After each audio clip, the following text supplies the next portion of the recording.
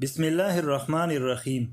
حضرت خالد بن ولید رضی اللہ تعالیٰ عنہ غیر معمولی پراسرار شخصیت تھے جن کی ظاہری و باطنی قوتوں نے انسانیت کو ورطہ حیرت میں ڈالا دیا تھا۔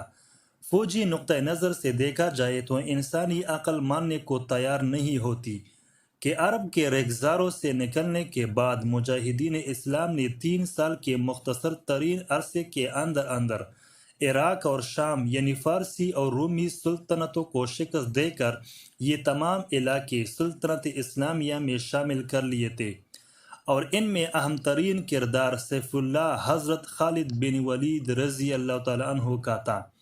مجھے سخت افسوس ہے کہ میں ایک بوڑھے اونٹ کی طرح جان دے رہا ہوں۔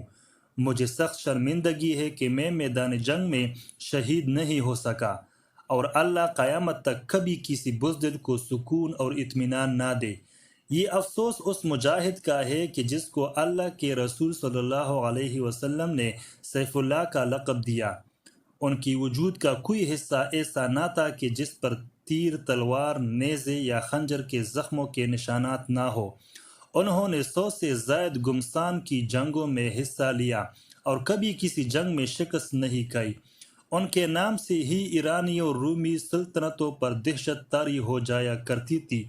اپنی موت کے وقت میدان جنگ میں شہادت نہ پانے پر انہوں نے یہ کلمات افسوس کی حالت میں کہیں۔ اس پر ان کی زوجہ نے ان کو تسلی دی کہ خالد رضی اللہ تعالیٰ عنہ، آپ شرمسار نہ ہو۔ آپ کو جب اللہ کے رسول صلی اللہ علیہ وسلم نے سیف اللہ کا لقب دیا ہے تو اس کا مطلب یہ ہے کہ اب یہ سیف اللہ یعنی اللہ کی تلوار میدان جنگ میں کسی کافر کے ہاتھوں نہیں کٹ سکتی۔ آپ کے نصیب میں شہادت نہیں تھی۔ اپنی اہلیہ کی طرف سے اس تسلی کے بعد اللہ کا یہ شعر ذرا پرسکون ہوا۔ خالد بن ولید رضی اللہ تعالیٰ عنہ صرف عالم اسلام کے ہی نہیں بلکہ تاریخ انسانیت کے ہیرو ہے۔ انسانیت کی تاریخ میں ان سے بڑا فوجی، حکمت عملی ساز اور فنون جنگ کا ماہر جرنیل اور غازی پیدا ہی نہیں ہوا۔ جب حضرت خالد بن ولید رضی اللہ تعالیٰ عنہ کے انتقال کی خبر شام سے مدینہ پہنچی تو مدینہ میں کوہرام مچ گیا۔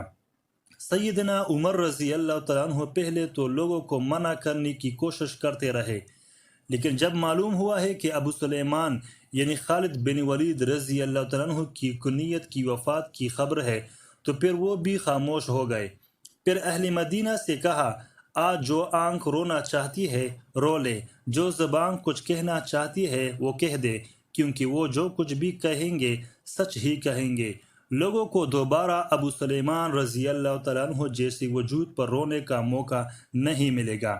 اس سے قبل سیدنا ابو بکر صدیق رضی اللہ تعالیٰ عنہ بھی حضرت خالد بن ولید رضی اللہ تعالیٰ عنہ کے بارے میں فرما چکے تھے کہ مائے اب دوبارہ خالد جیسا بیٹا پیدا کرنے سے قاصر ہے۔ سیدنا خالد رضی اللہ تعالیٰ عنہ قریش کے ایک قبیلے سے تعلق رکھتے تھے اور پیدائشی جنگجو تھے۔ ان کے قبیلے کا کام ہی جنگ کرنا تھا۔ ان کے والد ولید بن مغیرہ نے ان کو جنگی حکمت عملی، تیر اندازی، گھڑ سواری، نیز بازی، تلوار زنی، دشمن کو فوج پر کمین لگانا یعنی چھپ کر وار کرنا، تعاقب کرنا جیسے تمام حربی علوم سکھائے تھے۔ یہ عربوں میں عام رواج تھا۔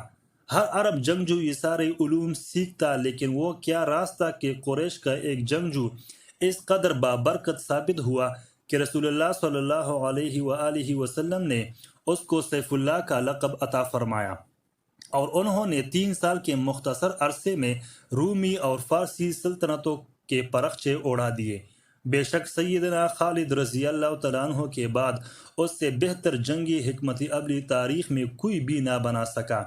آنے والی صدیوں میں ہر تہذیب کے سپہ سالار سیدنا خالد بن ولید رضی اللہ تعالیٰ عنہ کی جنگی حکمت عملی کا مطالعہ کرتے، اس پر عمل کرتے اور اس کے مطابق اپنی عسکری منصوبہ بندی کرتے۔ اس میں کوئی شبہ نہیں کہ سیدنا خالد رضی اللہ تعالیٰ عنہ ایک پیدائشی سپہ سالار تھے، مگر حقیقت یہ ہے کہ ان کے حیرت انگیز تاریخی کارناموں کے پیچھے سیدی رسول اللہ صلی اللہ علیہ وآلہ وسلم کی دعا اور برکت شامل تھی۔ ایک مرتبہ جب حج کے موقع پر حضور صلی اللہ علیہ وآلہ وسلم نے اپنے بال مبارک ترشوائے تو سیدنا خالد بن ولید رضی اللہ تعالیٰ عنہ نے وہ بال مبارک اٹھا لیے۔ رسول اللہ صلی اللہ علیہ وسلم نے ان سے پوچھا، خالد یہ کس لیے؟ سعادت مندی سے جواب دیا، یا رسول اللہ صلی اللہ علیہ وآلہ وسلم، آپ کے بال مبارک میرے پاس رہیں گے تو انشاءاللہ ان کی برکت سے میں ہر جنگ میں فتح پاؤں گا۔ رسول اللہ صلی اللہ علیہ وآلہ وسلم نے فرمایا، ہاں یہ بال تمہارے پاس رہیں گے، میری دعا بھی تمہارے ساتھ رہے گی اور انشاءاللہ تم ہر جنگ میں فتح پاؤ گے۔ مسلمانوں کا میدان جنگ میں حضرت خالد بن ولید رضی اللہ تعالیٰ عنہ سے پہلا تعارف اس وقت ہوا کہ جب غزوہ احد میں خالد بن ولید رضی اللہ تعالیٰ عنہ کفار کی طرف سے لڑنے کے لیے میدان میں آئے۔ اس وقت آپ ایمان نہیں لائے تھے اور کفار کی اضافی گھڑ سوار دستے کے سربراہ تھے۔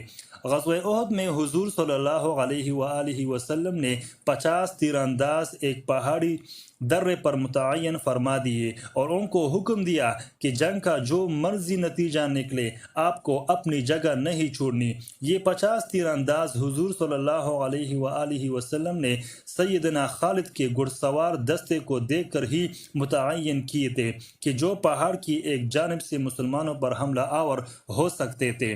غزوہ احد میں جب مسلمانوں کو کامیابی نصیب ہونے لگی اور دشمن پسپا ہونے لگے تو مال غنیمت جمع کرنے کا سلسلہ شروع ہو گیا۔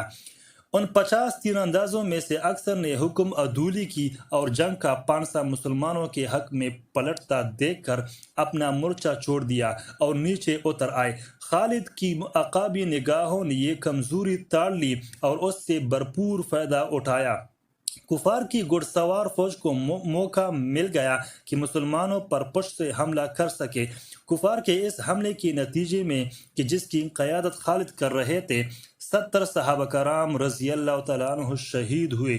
یہ مسلمانوں کے لیے ایک بہت شدید چوٹ تھی۔